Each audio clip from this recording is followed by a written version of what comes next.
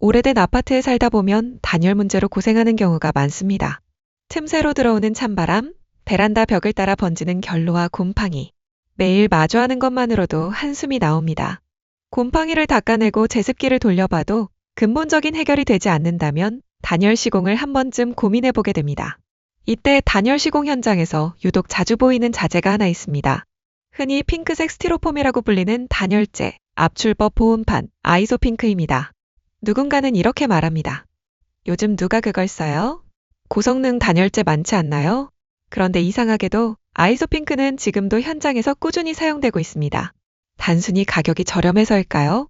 오늘은 아이소핑크가 왜 아직까지 내단열의 대표 단열재로 사용되고 있는지, 그리고 어떤 한계와 조건을 가진 자재인지 차분하게 짚어보겠습니다. 본격적인 이야기 전에 단열이 무엇인지부터 간단히 짚고 가겠습니다. 단열은 말 그대로 열의 이동을 끊는다는 뜻입니다.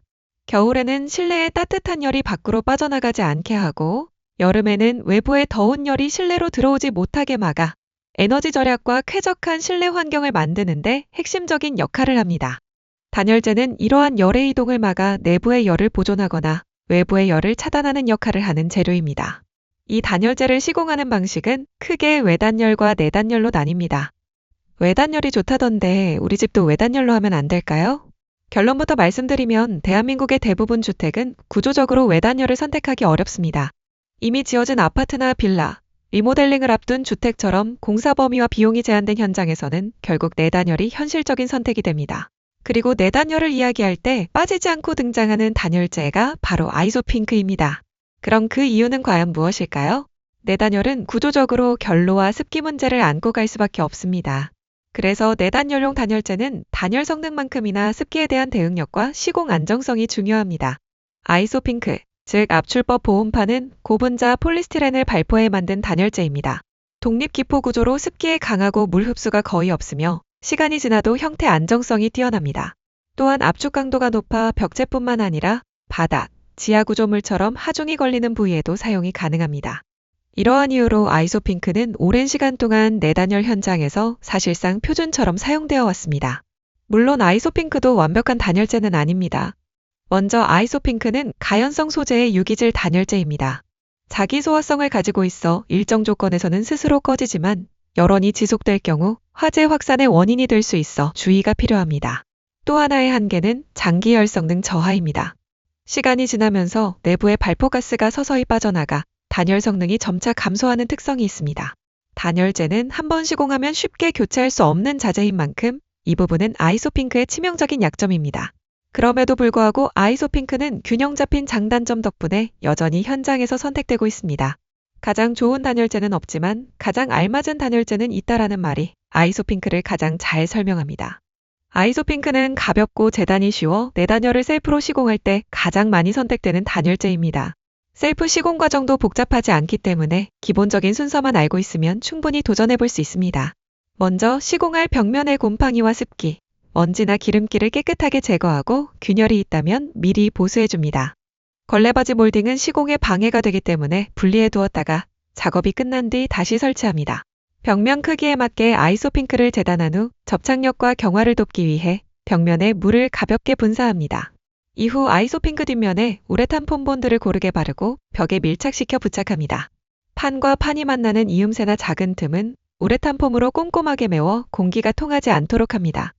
폼이 충분히 굳으면 튀어나온 부분을 커터칼로 정리해 마감면을 깔끔하게 다듬습니다. 이음새를 기준으로 한 겹을 더 덧대어 시공하면 기밀 성능이 높아지고 열교 방지에도 도움이 됩니다. 아이소핑크 위에는 바로 도배나 페인트 마감이 어렵기 때문에 단열 벽지 등 전용 마감재를 사용하는 것이 좋습니다. 일반적으로 30에서 50T 정도만 시공해도 체감되는 단열 효과가 뚜렷해 공간 손실 대비 효율이 좋은 편입니다. 다만 반드시 강조드리고 싶은 점이 있습니다. 셀프 시공은 편의성을 기준으로 한 방법이며 정석 시공은 각재를 세우고 준불연 성능의 석고보드로 마감하는 방식입니다. 안전을 최우선으로 고려한다면 정석 시공이 가장 바람직합니다. 단열재는 평소에는 잘 보이지 않지만 화재가 발생했을 때 그 차이가 분명히 드러납니다.